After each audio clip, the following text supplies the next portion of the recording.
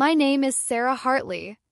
I'm 38 years old, and the call came at 2:52 in the morning on a Thursday in early October. It was the night nurse on the line, Renee. She said, "She's asking for you by name. Your brother told us you'd relocated to Colorado." I had been sitting in my mother's hospice room 11 hours before that call. I have never set foot in Colorado in my life. What I found on her bedside table 40 minutes later is the only reason I'm telling you this story. And I'm not going to describe it yet. I want you to see it the way I saw it, in the exact order I saw it, because the order is the part that changes everything. Before I take you back, do me a favor. Hit subscribe and drop in the comments where you're listening from and what time it is right now. I read every single one. Now, let me take you back to the night my brother Marcus flew in and the 3 weeks that turned my mother's last room into something I almost lost everything fighting for. The drive from my apartment to Sunridge Hospice was exactly 19 minutes if the lights cooperated and 24 if they didn't. I had measured it. I had measured a lot of things by then. Sunridge sits on the edge of a quiet suburb just outside Nashville, Tennessee. The third floor smelled like warm linen and something faintly floral, lavender maybe, or just the idea of lavender. There was a water dispenser at the end of the hall with a lever that always took 2 presses, and the second press made a sound like a small, surprised exhale. I hit that lever. Every night I came in. 2 cups. One for me, one I'd toss without drinking. I never figured out why I kept buying the second one. But I did every single night. My mother was Dorothy Hartley. She had taught 2nd grade at Clover Hill Elementary for 33 years. Her hands still knew how to hold chalk even when the rest of her didn't cooperate, and she corrected the way I wrote my capital G until her last coherent week. Pancreatic cancer is the kind of diagnosis that shows up late and doesn't apologize for it. By the time the scans told us what we were looking at, the timeline was 6 to 10 weeks. She made it into hospice on a Monday. I came in Monday night. I had come in every night since. The drive had become familiar in the way only grief makes things familiar. The dip in the road. At Route 22 in Mercer. Parking gate that clicked twice before it lifted. The way the fluorescent light above parking space B9 always buzzed a little longer than it should. I had parked in B9 exactly 51 times in 54 days. The night staff knew my car. The weekend janitor, a quiet man named Gerald who wore the same University of Memphis sweatshirt every time I ever saw him, used to wave at me from the loading dock as I pulled in. Then, 3 Tuesdays before everything went sideways, my brother Marcus flew in from Phoenix. He was 41. He'd been in real estate development, or said he had until recently. The details always got a little fuzzy when Marcus explained his own life. He said he was there for as long as it took. I remember thinking that was the most generous thing he'd said to me in years. You hear what you want to hear when you're tired enough. Marcus took the day shift, more or less. I kept the nights. We didn't overlap much. That was, I would learn, the entire point. Renee Chambers worked the 11 to 7 shift at the 3rd floor nurse station. 9 years on that floor. She kept 2 pens at her desk, a fine point black for the charts and a blue ballpoint for what she called everything else. She used the blue one for the visitor log. Time in time. A brief note. She had written my name in that log 51 times. The first night after Marcus arrived, Renee looked up from her log and gave me a smile that was warm but didn't quite reach her eyes. "You're 51 for 54, hon," she said. "Gerald in the parking lot's gonna start charging you rent." "I missed a Sunday, a Wednesday, and a Friday," I said. "Client deadline." Mom knew. Renee made a small note in the log. She's awake. Your brother's in with her. I went down the hall. Room 318. Door open, hospice rule. The lamp in the far corner was on. Its lowest setting, turning everything inside the color of warm caramel. Marcus was in the visitor's chair. Button-down shirt. He smelled like cologne. I noticed that right away. A man wearing cologne in a hospice room hasn't been sitting in one long enough to know better. He was closing a laptop when I walked in. Fast. One clean motion. The way you close a laptop. When someone walks in and the screen had something on it you'd rather explain on your own terms. He stood. Hugged me. Sarah, hey. I've been taking care of the paperwork so you don't have to stress about it. What paperwork? Insurance stuff.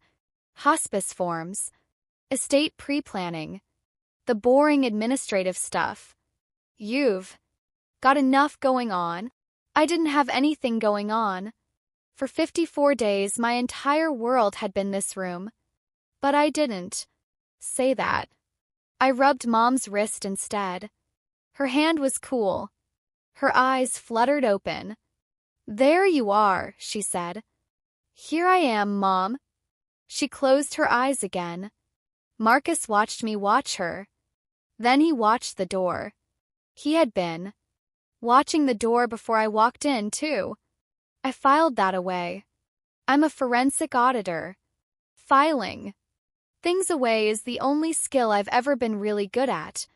Stay as long as you want, Marcus said. I'll grab something to eat. He didn't grab food. He went to the parking lot with his laptop. I watched him cross the lot. From the window. He sat in his rental car for 45 minutes. Still with me? Hit subscribe before we go any further because this next part is where the paper trail begins and you don't want to miss where it leads. The bedside table in room 318 had a drawer that stuck on the second inch of travel. I knew this because I opened it every single night to put in the day's mail and the small container of warm broth Mom never finished. On the third Wednesday after Marcus flew in, I opened that drawer and found something I hadn't put there. It was a day planner. Spiral-bound. Kind they used to sell at teacher supply stores back when teacher supply stores were their own separate buildings. Cover was a faded teal with the year stamped in gold foil. My mother's name was written inside the front cover in her teacher's cursive, the handwriting she'd been drilling into second graders since 1990. Dorothy A. Hartley. I sat down. I opened it. She had been writing in it recently. Not every day, but most. A short entry per day in her shaky hand. The morphine had slowed her writing but hadn't taken it from her. I flipped back 2 weeks. Monday. Sarah brought soup, stayed till 10. Tuesday. Sarah brought the word search book. We did 3 together. Wednesday. Sarah stayed late. Watched the thunderstorm through the window. Thursday. Marcus called. Did not visit. Friday. Sarah. Gerald waved at her from the dock again. Saturday. Marcus came in the afternoon. Asked about the safe deposit box. Sunday. Sarah. Marcus. Argued with someone in the hallway. Sarah left at 9:30. I closed the planner. Put it back in the drawer. Sat with my hand resting on the drawer for a full minute. I thought at the time that it was sweet. I thought my mother was keeping attendance the way she'd done for 33 years in a classroom. I thought that's who she is. She makes a list of who showed up. That's all. I did not understand yet that she was making that list for a reason. That was my first mistake. I won't pretend it wasn't. When Marcus came back from the parking lot that night, he was on his phone. He saw me, clicked off the call and smiled the prepared smile. I'm thinking of extending my stay another couple of weeks, he said. A lot to manage on the state side. You shouldn't have to deal with any of it. What exactly are you managing, Marcus? Just pre-planning. Legal stuff. Saves headaches down the road. I said okay. The way you say okay when you want the conversation to stop, not because you agree. He didn't notice the difference. He had stopped noticing things about me a long time ago. The CNA who stopped me a week later was new on the floor. Her name tag said Destiny. She was kind the way new staff are kind, very careful, lots of eye contact, like she was still learning how much warmth the job could hold. She brightened when she saw me step off the elevator on a Saturday around 9:30. Oh, Mrs. Whitmore's daughter from Colorado. Mr. Whitmore said you were flying in from Denver tonight. We didn't expect you so soon. Oh, Mrs. Hartley's daughter from Colorado. Mr. Hartley said you were flying in from Denver tonight. We didn't expect you so soon. I didn't move for a second. I gave her the professional half-smile I've used my entire career when a client presents me with numbers that don't add up, and I'm not quite ready to say so out loud. I live 20 minutes from here, I said quietly. I've been here every night since intake. Destiny's smile faltered. She looked at her clipboard. Back at me. Back at her clipboard. Oh, I'm so sorry. Mr. Hartley told us you'd relocated for work in August. That you weren't able to come. That you and your mother had. She stopped herself. I shouldn't have. It's okay. None of this is your fault. I kept my voice even. Can you tell me where Renee is? Here's the first thing I didn't see coming. Renee wasn't at the nurse station. She was in the hallway just outside it, talking to the hospice social worker, a woman I'd seen around the floor but never formally met. Her name was Kim Rafferty. Mid-40s, professional blazer, clipboard perpetually in hand. When she looked at me that night, there was something in her expression that I can only describe as rehearsed. Like she'd already formed a conclusion and was just waiting for me to confirm it. I found out later that Marcus had met with Kim privately 3 times in 2 weeks. He had told her I was estranged, unreliable, and that my visits were upsetting my mother. He told her he had documentation. He had given her a printed relocation itinerary, an actual printout that looked like a moving company confirmation, showing Sarah Hartley's supposed Colorado move. He had made that on paper, with a letterhead. Kim had not questioned it. She had logged it. I'll come back to Kim, because she ends up mattering more than you'd expect. Renee was behind Kim. When Renee saw my face, she stepped around the social worker and walked me to the nurse station without a word. She turned the visitor log around so I could read it. 51 nights. My name. Blue ballpoint. Then she pulled out the floor communication log and turned it to the entries from August 20th onward. Marcus had told the day shift I'd relocated. He had told the social worker. He had told 2 CNAs and the admissions coordinator. 3 weeks of a carefully constructed story, one quiet conversation at a time. I sat down in the rolling chair next to Renee's station. I did not cry. I have been a forensic auditor for 12 years. I don't cry at workstations, Renee said very quietly. The visitor record is a legal document, hon, it doesn't lie. I nodded. I drove home at 5 in the morning. I didn't sleep. I made coffee. I called my cousin Dana at 7 on the dot. She picked up before the second ring. I think she had been expecting this call from somebody in this family for a long time. She just hadn't known it would be me. Drop a comment right now, just one word for what you think my brother thought he was going to get away with. I read every single one. And keep listening because the night everything breaks open is coming up next. Call that changed everything came on a Thursday. I had taken a Wednesday night off, the first in 2 weeks, because Dana told me I needed to sleep, and I had tried to convince myself she was right. I put my phone on the pillow on do not disturb except for 2 numbers. The hospice main line was one of them. It rang at 2:52 a.m. Sarah. It was Renee. Her voice, usually a level, steady instrument, had something different in it that night. Your mom's asking for you by name. Marcus left around midnight. He told the front desk you wouldn't be coming. I'm coming, I figured. I didn't brush my hair. I pulled on jeans and a jacket and I drove Highway 22 in the kind of dark that makes the yellow blinkers at empty intersections look lonelier than they have any. Right to. I made 24 minutes in 19. Room 318 was lit only by the bathroom light. Door open 4 inches. I pushed it. Mom was on her right side the way she always slept. Her lips were moving. She was saying my name in a slow loop, the kind your brain makes when it's cycling through everything it loves best. Sarah. Sarah. Sarah. Like a tide that forgot the rest of its rhythm. I'm here, Mom. I'm right here. Her eyes fluttered. Closed. I sat in the visitor's chair.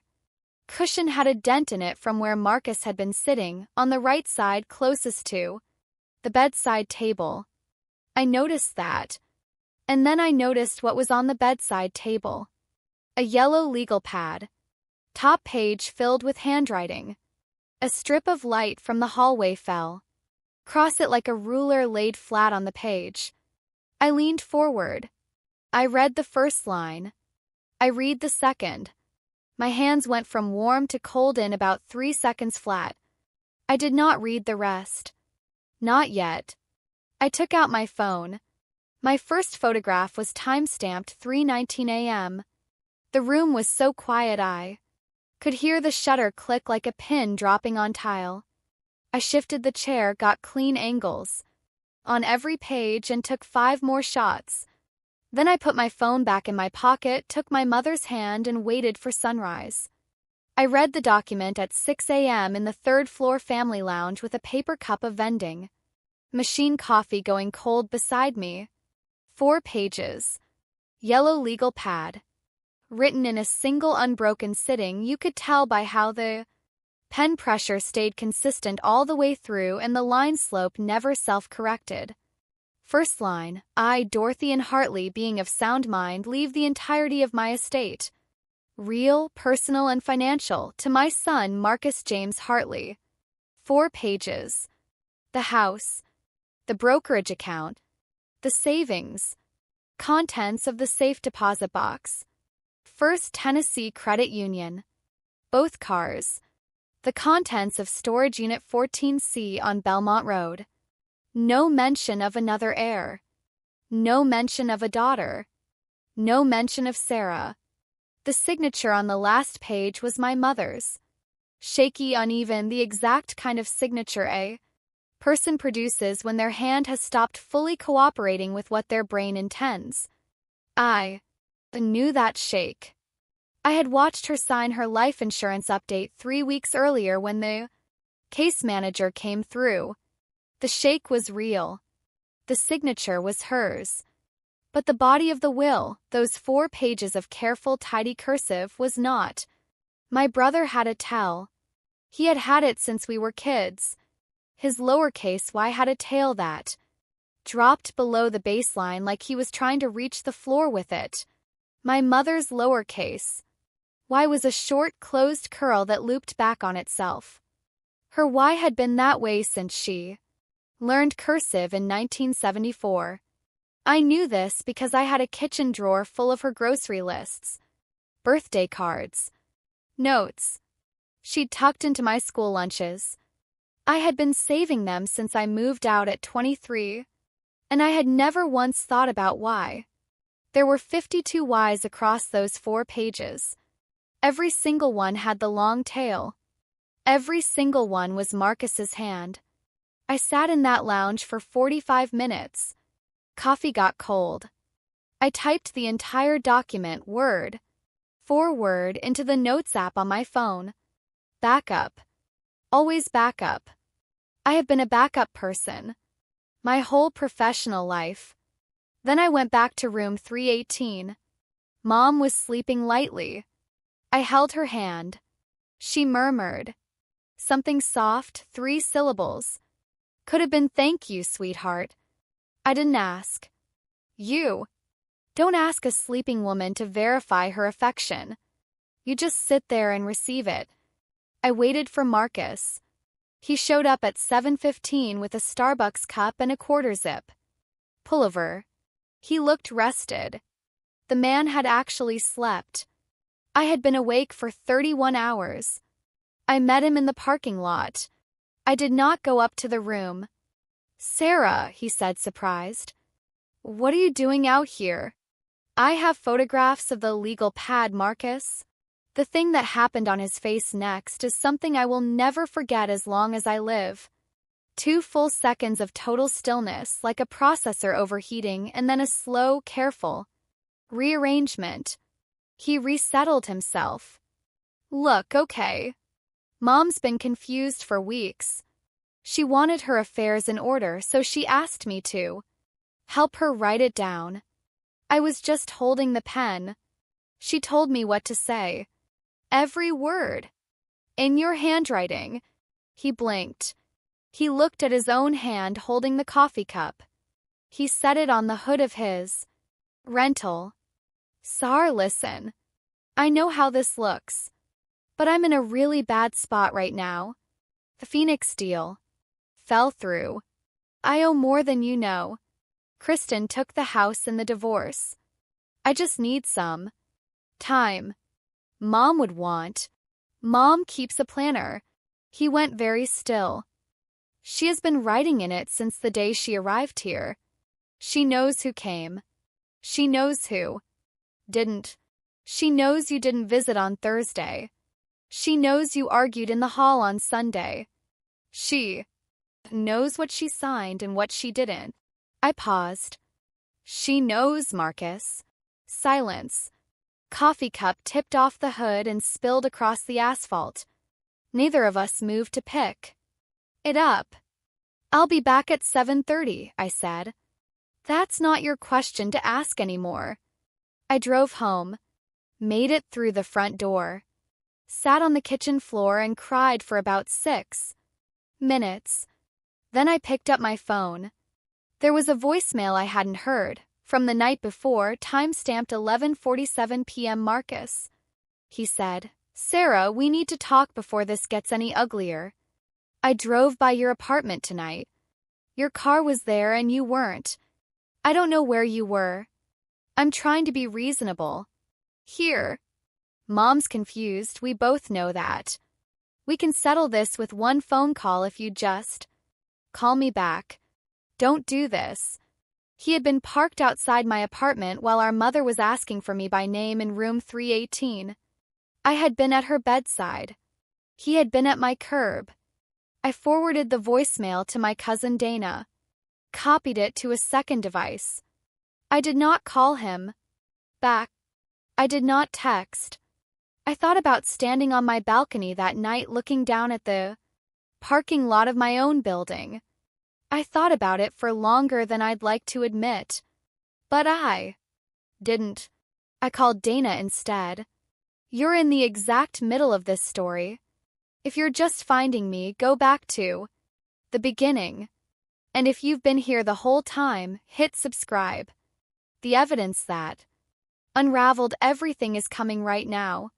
Dana Whitfield was 43. She worked as a senior paralegal at an estate and probate law firm in the next county over. We'd been close as kids, drifted as adults the way cousins do when geography and busyness get in the way. She listened to me describe the legal pad without interrupting for the first 4 minutes. Then she said one word. Holographic. What? That's what it's called. A holographic will. Entirely handwritten. Some states recognize them. Tennessee is one of them. But here's the thing, there's a catch that most people don't know. Tell me the catch. The entire document has to be in the testator's own handwriting. Every single line of the body. Not just the signature. If even one line is in someone else's hand, the instrument doesn't get contested, it gets declared void. On its face. That's the statute. Dana. Yeah. The body is entirely in his handwriting. She let out a long, slow breath. Then you don't have a fight. You have a filing. You need a probate attorney. Not me, I'm not licensed in your county. You need Constance Hale at Hale. And Burgess downtown. She's been around long enough to not need drama. She files on time. The court does the rest. And for the handwriting? Forensic document examiner. There's one in this region who has testified in over 200 cases. His name is Dr. Raymond Osei. He's semi-retired but takes cases when they're interesting. I'll text you both. I wrote both names on a yellow legal pad I keep on my kitchen counter. My own legal pad. I dated the top of the page the way Mom always dated her lesson plans. Dana, is he going to face criminal charges? She thought about it. Long enough that I felt something cold settle in my chest. Probably not. Probate is civil. Criminal forgery is a separate track. Prosecutors don't typically pick up holographic cases unless the estate value is large enough to justify the resources. He'll lose. He'll lose publicly. But quietly. That's enough, I said. Is it? It has to be. I want the will void. I want Mom's last weeks left alone. I'll let the rest go. Okay. I'll send you Constance's number tonight. She did. I emailed Constance Hale at 8:40 that same morning.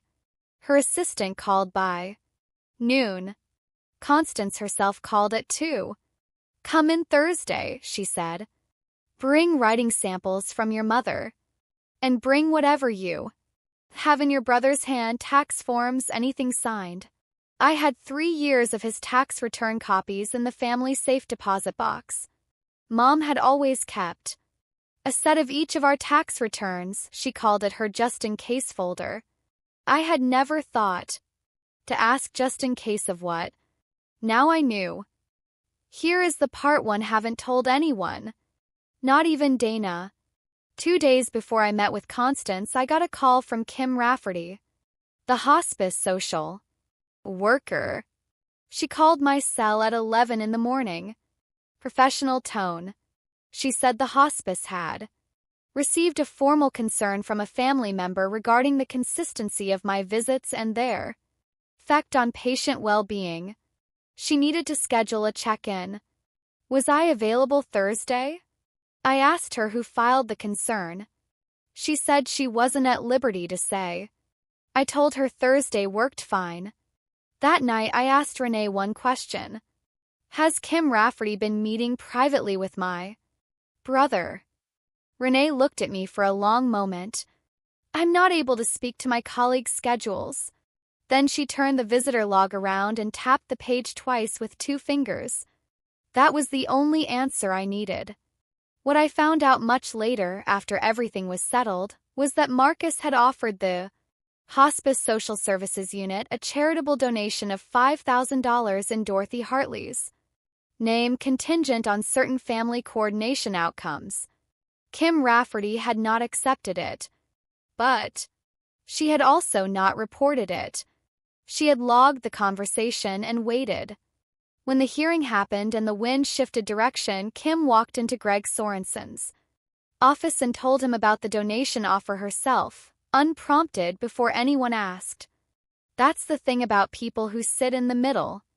Eventually they figure out which side to land on. Some of them even land on the right one. There was one more thing I discovered around that same time that I almost left out of this story because it felt almost too calculated to be real.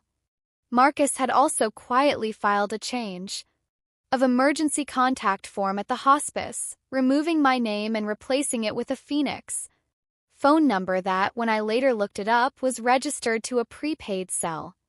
Not his personal number. A prepaid phone. He had thought far enough ahead to make himself the only person the night staff would call in an emergency.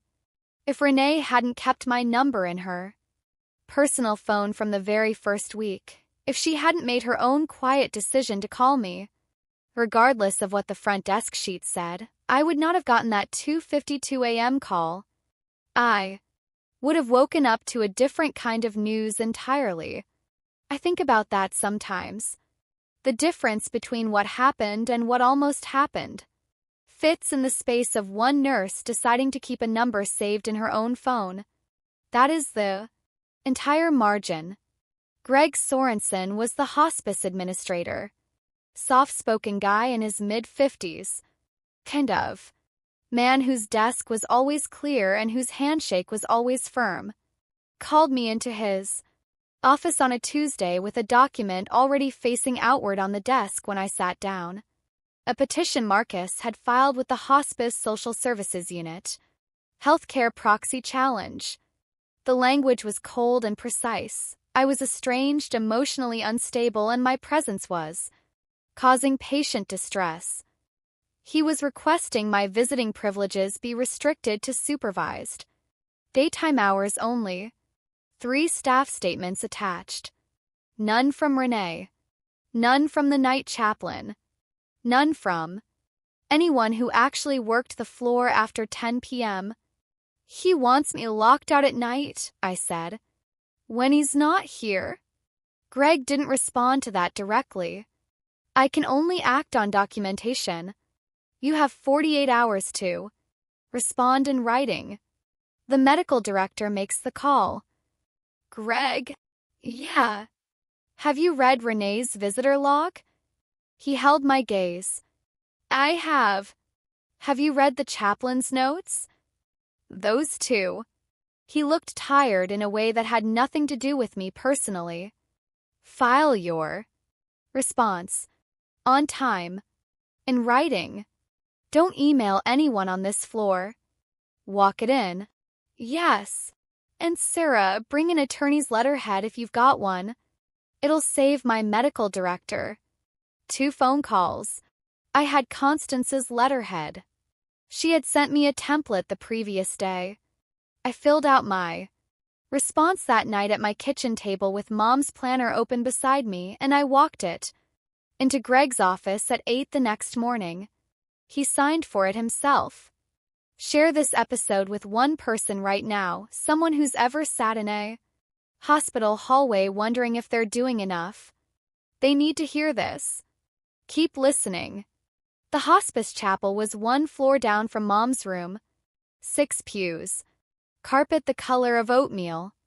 A bank of electric candles in amber glass along the far wall, flickering on a timer, except one of them in the corner was about 20 seconds out of sync with the rest, doing its own thing. I liked that candle more than the others. I sat there for about 20 minutes the Friday after Greg's office. I don't have a religion I bring into rooms like that, but I had a need to sit somewhere that hadn't been a battlefield. The chapel was the only place on that floor that qualified. The chaplain came in around minute 18. Her name was Pastor Ruth Engel. Early 60s. Warm face. The kind of woman who had clearly seen everything and decided a long time ago not to be surprised by any of it. She didn't sit next to me. She took the pew in front of mine and didn't turn around, which was the kindest thing anyone did for me that entire month. She spoke after about 2 minutes. I sit with your mother 3 times a week. Tuesday, Friday, Sunday. She mentioned you. She mentioned a piece of paper. I went still. He brings papers, Ruth said. Different ones. She told me she stopped reading them weeks ago. She just signs them so he goes away. She paused. She told me that on a Tuesday. Then she told me the same thing the following Friday. Same wording. I write everything down in my chaplain log. I've been doing it for 16 years on this floor. I don't decide what things mean. That part isn't mine. Ruth, I said. Yes. If you ever need to give an affidavit, I'll sign one, she said. I won't add anything that wasn't there. But what I noted, I noted. On the day I noted it. That's mine to stand behind. She stood up. Didn't look at me as she passed. But she put her hand on the back of my pew for one single beat as she went by, and then she walked out into the hallway. Candle in the corner caught up briefly with the others. Then drifted out of sync again. I sat there 5 more minutes. Then I went back upstairs. Constance Hale's office was on the 4th floor of a limestone building in downtown Nashville. Her name on frosted glass, serif lettering. Her desk had one pen on it. Just one. I trusted her. Completely from that moment. She was 61. Reading glasses on a chain. A wall calendar with color-coded tabs by case. She shook my hand once. You brought writing samples. 3 years of his tax returns. Birthday cards. A stack of grocery lists in Mom's hand going. Back to when I moved out at 23. Good. She had already drafted 3 documents. An emergency petition to preserve all existing records. A motion to block the healthcare proxy transfer. A request for a hearing within 21 days. She pushed them across the desk. Will the court grant the hearing in time? Yes. Probate calendars in this county aren't backed up. And no judge wants to drag out a hospice case. She paused. Honestly, this is about as clean a holographic case as I've seen in 15 years. The statute on these instruments is precise specifically because of situations like yours. How much? $8,000 retainer. We won't use it all. I file. I show up. I don't lose these cases often, and that's not bragging, that's just the paperwork showing up on time. I wrote the check. One more thing, she said. From this point forward, any communication from your brother comes to me. Save every voicemail. Screenshot every text. If he shows up at your door, you do not open it. You can be polite. You cannot be conversational. He drove by my apartment 3 nights ago. Silver Toyota rental. He sat at the curb for about 11 minutes. Log it. Exact time, direction, how long. Already did. She almost smiled. Good. Dr. Raymond Osei's office was on the 2nd floor of a converted commercial space above a pharmacy on the east side of town. Gray walls. Place smelled like graphite and coffee. His desk had the careful disorder of someone who works it hard every single day. He was 68. Quiet. He told me he had given expert testimony in forensic document cases 228 times, not with pride but with the flat authority of someone who has simply done a thing enough times to understand exactly what it is. I gave him 3 things. The original 4-page legal pad will, 18 months of Mom's planner entries, and Marcus's tax return signature copies. He called me on the 10th day. Miss Hartley.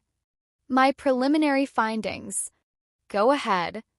The signature on page 4 of the legal pad is consistent with Dorothy Hartley's documented hand. The tremor is consistent with her known medication profile. And the body? The body, pages 1 through 4, does not match her hand in any sample I reviewed. Slope. pressure, pen speed, letter formation. None of it is hers. And Marcus? Highly consistent with the respondent's documented signature samples. I use highly consistent when I am as certain as I allow myself to be in professional testimony. Court will hear. Consistent to a high degree of confidence. I never say certain. But this is as close as I get. He paused. Your mother's writing is a teacher's cursive. Tilts at exactly 87 degrees. Extremely. Consistent spacing between letters. That's someone who taught handwriting, not just used it. You don't lose that discipline even when the body is failing. The muscle memory outlasts almost everything else. Thank you, Dr. Osei. Don't thank me. Handwriting tells the truth about a writer the way a footprint tells you about a shoe. I just read what's there. He had his report to Constance by Monday. We are almost at the courtroom. If someone you know needs to hear this story, right now is the moment to share it. And don't go anywhere. The judge's exact words are coming. And they are worth waiting for. The Saturday after I retained Constance, Mom had a rally. The nurses had warned me about rallies. They're not improvements. They're the body taking one. Last clear, deep breath before the final descent. She woke up at 3 in the afternoon the way she used to wake up from real sleep. Slow, unhurried, completely present.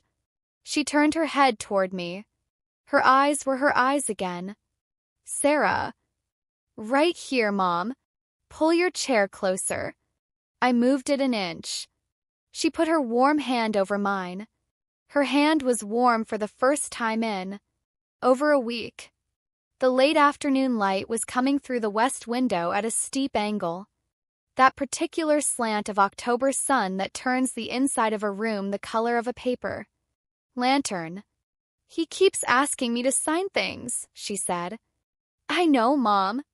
Different papers, different days. I stopped reading them. I just sign so he goes away. She breathed carefully. I figured I could outlast him. I thought I had time. A pause. I'm sorry. I didn't tell you sooner, sweetheart. You don't apologize. He does. He won't. I know. She closed her eyes for a moment, then opened them. The drawer. There's a planner. It's yours. Take it when this is over. I've been keeping it since the week I arrived. I opened the drawer, placed the planner on the bed. She rested her hand on the cover. I made a list, she said softly. Teachers make lists. If you write it down, it's real. And if it's real, it stays real. Even after. I opened it to the last 2 weeks. Her handwriting was slower at the end, but still legible. Every visit accounted for. 4 Marcus, 4 entries. 3 of the 4 said the same thing. Just about the safe deposit box. You knew, I said. I knew, sweetheart. I just didn't have the breath to fight it. So I wrote it down instead. The way I used to make the second graders write their spelling words. She smiled. If you write it down, it's true. Then she fell asleep with the planner resting on her chest. I sat there until the orange light moved off the trees. I scanned every page of the planner that night on my home printer, all 18 months of it, 356 days with entries. The printer groaned the whole time like I'd woken it up from retirement. I cross-referenced every entry against Renee's visitor log the way I would reconcile 2 financial reports at work. 2 columns. Date source. 97% match. The 3% gap was nights Renee was off. Her substitutes logged thinner notes, but the planner filled every blank. 2 independent sources. 18 months of data. I emailed the scans to Constance at 11 that night. Dana called me at midnight. Constance got in touch with me before she reached you, Dana said. Sarah, this isn't a record anymore. This is an exhibit. Okay. Stop emailing anything to anyone. Print 3 hard copies. Keep them in 3 separate locations. Walk everything directly to Constance's office in person. If you email it, the other side can subpoena your inbox in Discovery. I printed 3 copies. One went into my safe deposit box at First Tennessee the moment they opened the next morning. One went into the locked drawer of my desk at work. One went into a manila envelope under my mattress, which sounds ridiculous and is, and also works. Constance called Monday morning. Petition is filed. Requesting a hearing in 3 weeks. Given your mother's prognosis, the court will accommodate. A pause. And Sarah, where's something your mother liked when you come to court? 2 days before the hearing, Constance called me at work. Step somewhere private, she said. I took the call in the hallway by the copier. Your brother filed a second will with probate this morning. Typewritten, notarized, dated 14 months ago. On its face it looks clean. He's claiming the handwritten one was a confused draft, and this earlier typewritten will is what actually reflects your mother's intent. Read me the notary commission number. She read it. I pulled up the Tennessee State Notary Board website on my phone. Free public record. Searchable by commission number. The commission had expired 8 months before the date on the document. Constance, you already found it. The notary wasn't licensed when this was supposedly executed, which means the document doesn't carry presumption of proper execution. The burden shifts entirely to him. He has to prove this will is legitimate through independent witness testimony. She paused. The witness signature lines are illegible scribbles. No printed names. We can't even identify who was supposedly in that room. I stood very still in the hallway. The HVAC cycled on with a soft hiss. He panicked and made a second mistake to cover the first one, I said. Dr. Osei caught something in his supplementary review, too.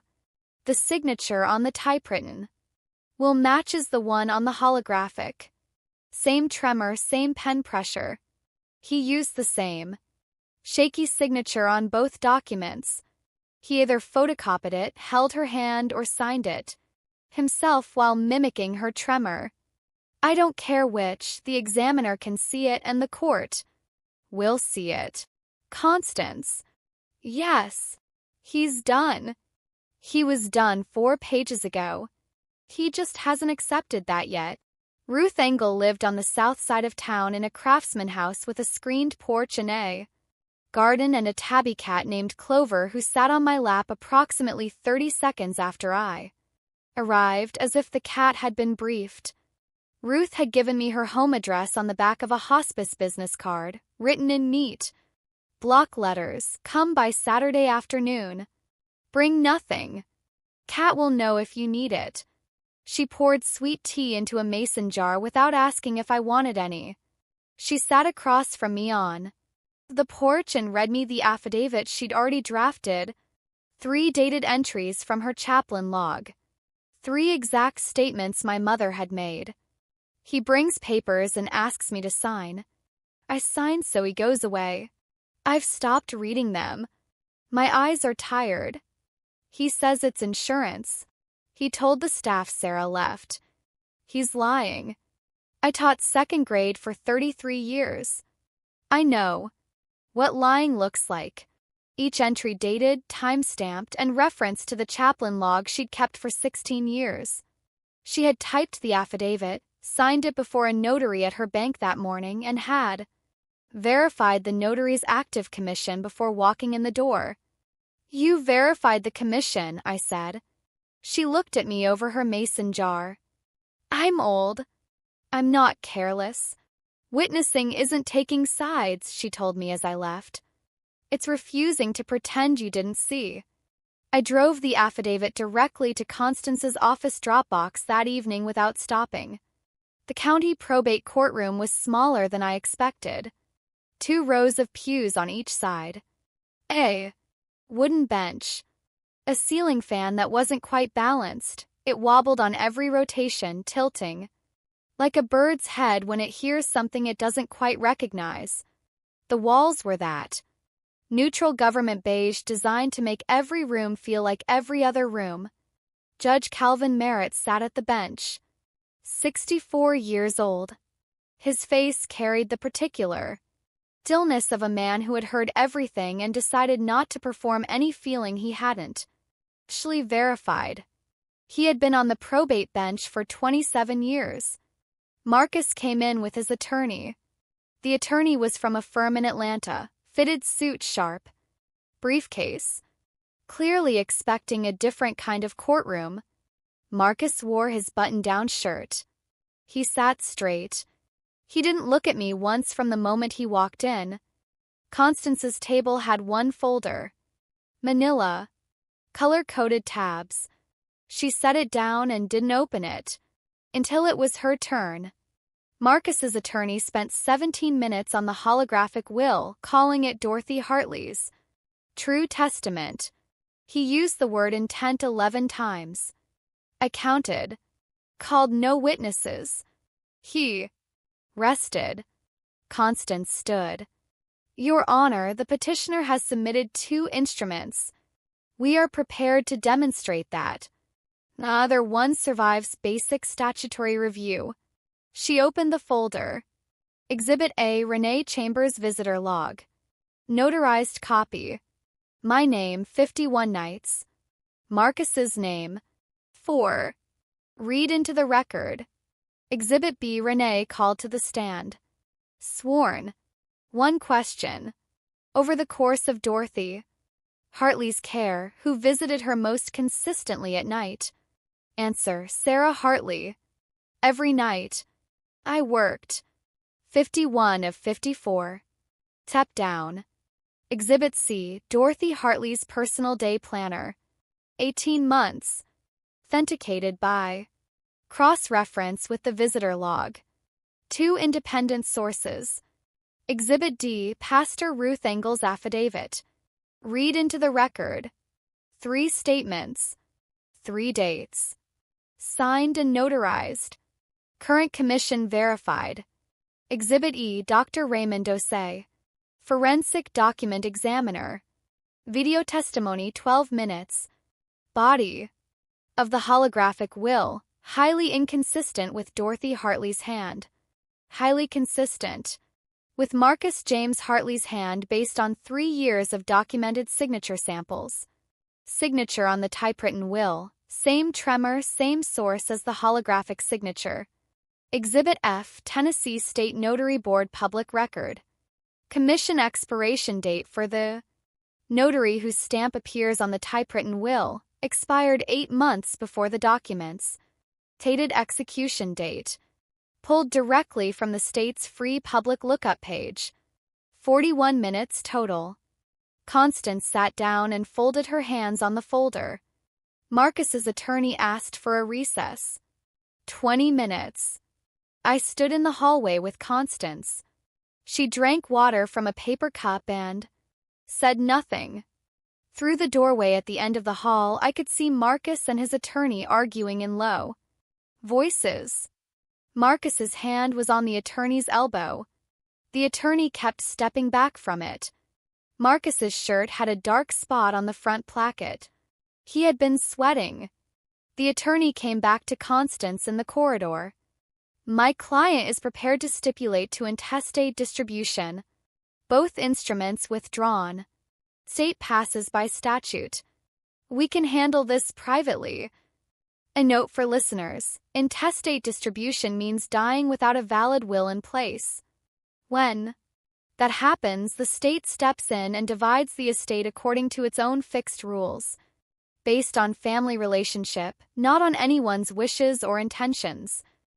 Constance said, Your client may withdraw whatever he'd like, but I'll be making my closing on the record. I want the court's findings on these documents, not a private agreement that lets your client save face. She didn't look at Marcus once. The court goes on the record or we go home and come back tomorrow. The attorney looked at me. I looked at Constance. Constance did not look at me. The attorney went back. Marcus's hand came up to his face once and dropped. He nodded. Court reconvened. Judge Merritt had typed his findings during the recess. He read them in a voice with no drama in it whatsoever, which somehow made it worse than any drama could have been. The court has reviewed the petitioner's submissions and respondents' exhibits. The court finds as follows. The instrument styled as a holographic will fails on its face.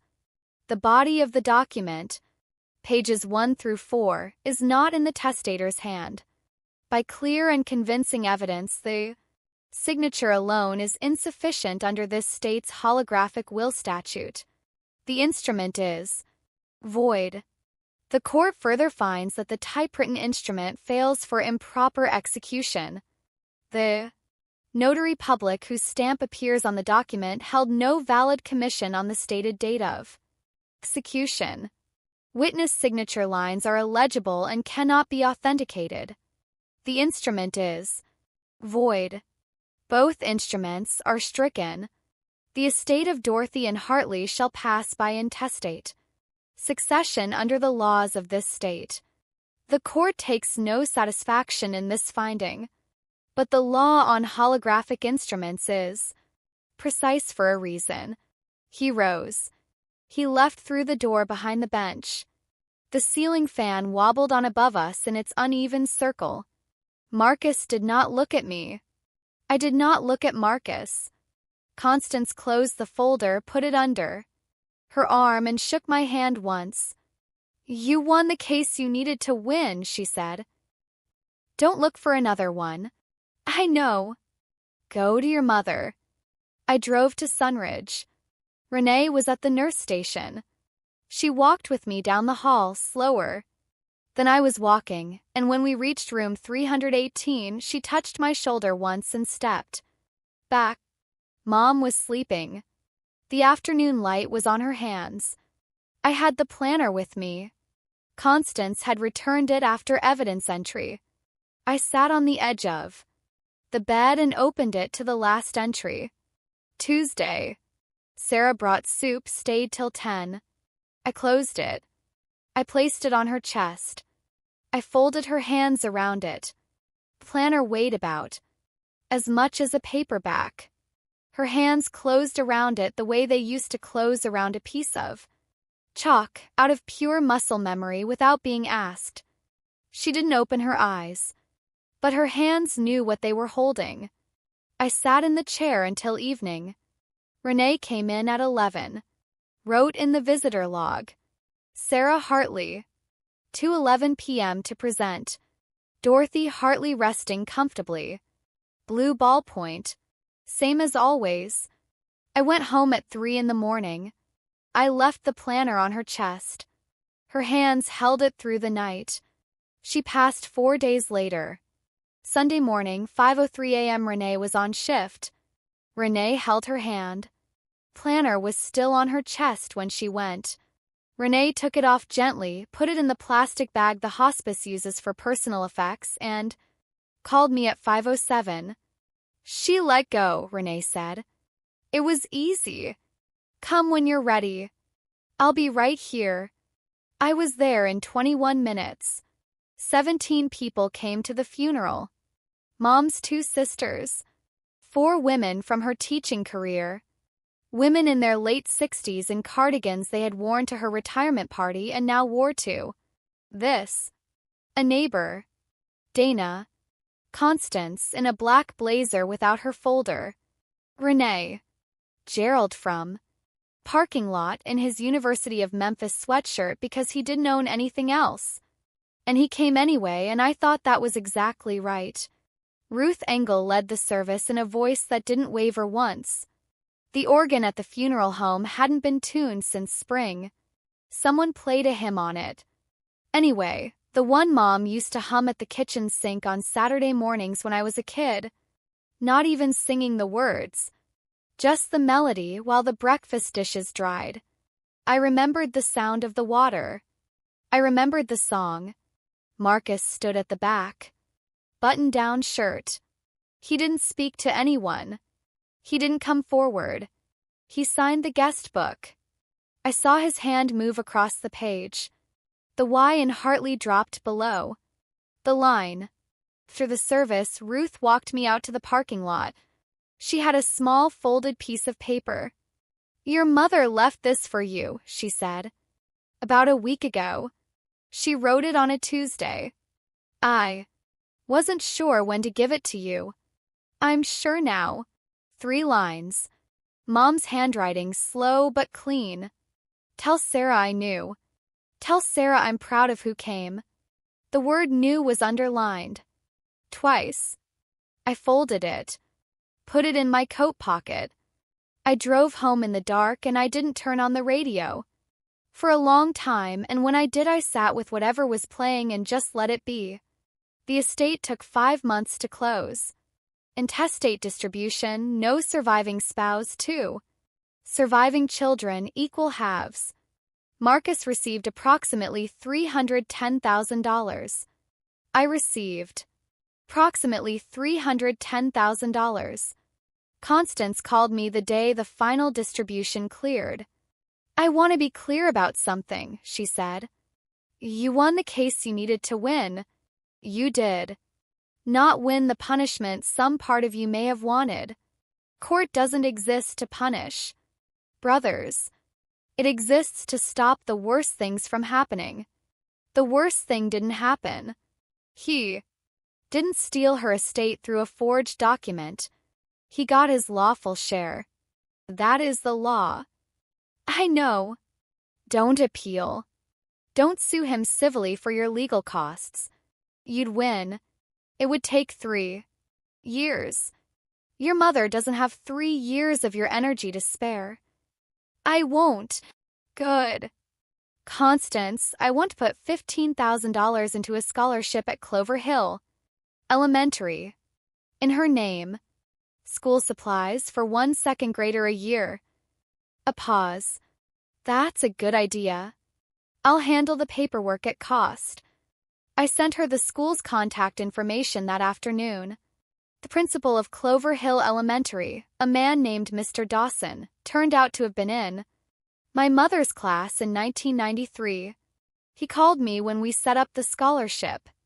"She taught me cursive," he said. "I still write on yellow legal pad. Always have. He sends me a letter every August. Yellow legal pad. Blue pen. I don't think he and Renee have ever met. I think the world just knows sometimes which color pen to use for kindness." I went back to work 3 weeks after the funeral. My team at the firm didn't ask questions. People who work in audit develop a professional silence around other people's grief. They left a card on my desk. They didn't look at me when I read it. That was the kindness. That was exactly the right kind. I kept the planner. It lives on the second shelf of my bookcase between Mom's old grade book and her copy of Charlotte's Web. I don't look at it much. I know where it is. That's enough. 4 months after the funeral, Marcus sent a Christmas card. Red envelope. Turn address from a P.O. box in a town I'd never heard of. He signed it Marcus, his full name, not the nickname he'd used my whole life. I put it in the junk drawer in my kitchen. The one with the rubber bands and the takeout menus I never actually order from. I haven't opened it. Still there. I expect I'll throw it away someday. I expect it won't be a significant day. I expect it'll be a Tuesday in February when I'm cleaning out the drawer for some other reason and I'll just toss it without ceremony and that will be the end of it. I have not spoken to my brother. I don't feel righteous about that. I don't feel cruel. I feel like a woman who set something heavy down in the right place and then walked into the next room. Some lines don't need to be announced. They just need to be held. 2 years after my mother passed, on a Wednesday afternoon in early October, I drove back out to Sunridge Hospice. I brought a paper bag of wool socks, 30 pairs. Renee had called me the week before and mentioned almost offhand that the night shift was always short on warm socks for patients in their final days. Feet get cold first, she said, and the unit budget never covers it. I bought them at the same supply store where Mom used to buy her grade books. Same aisle. Same shelf. Renee was at the nurse station. 2 pens. Reading glasses now. She took the bag with both hands. Sweetheart, you didn't have to. I know. Sit a minute. We sat. We didn't talk much. We never had needed to. The lavender smell was the same. The water dispenser still took 2 presses. The second press still sounded like a small, surprised fill. I drove home at midnight on Highway 22. The yellow blinker at Route 9 was the same blinker that had been blinking at 2:52 in the morning the night Renee called me. The asphalt was wet. It had rained earlier, the smudging kind. The light blinked. It had always been just a traffic light. It had always only ever been just a traffic light. I didn't pull over. Through a while, I turned on the radio. There was a hymn playing on the late-night station, the same one from the kitchen sink on Saturday mornings in my childhood. I turned it up. I let it play all the way to the end. And then I drove the rest of the way home in silence, with the windows cracked and the October air coming in cool and quiet, thinking about a woman who taught second grade for 33 years and kept a planner and underlined one word twice because she needed me to understand. She wasn't confused. She wasn't naive. She wasn't waiting to be rescued. She was just waiting for the paper to speak. Some calls you spend the rest of your life being grateful for. I never told Renee that. I think she already knows. If this story sat with you, drop one word in the comments. Just one. The word for what you think she earned. I read every single one. And if you want to hear what Renee said to me at the funeral, the thing I still haven't told anyone, hit subscribe. That story is coming next.